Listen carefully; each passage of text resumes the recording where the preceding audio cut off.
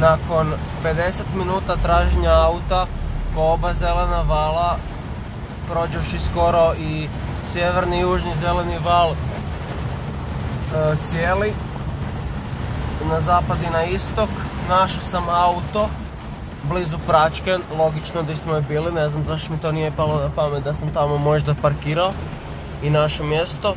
I vidite kišu kakva je, vozim s jednom rukom, a s drugom snimam, a među nogama držim Kristijanov cvijet koji je dobio na Bundeku kao poklon za rođendan.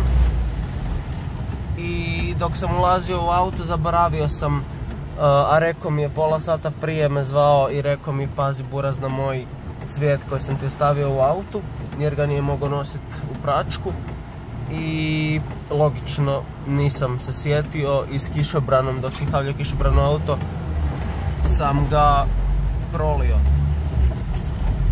vodu iz vaze. I brijem da je presjebano za vozit, i brijem da niko u ovakvim uvjetima nije snimao video o tome kako vozi.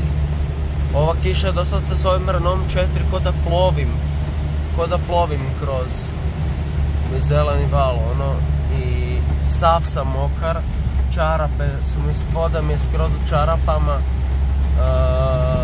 gackam doslovce u tenisicama i preko sredimo put i ne znam kako što sve stiče oprat.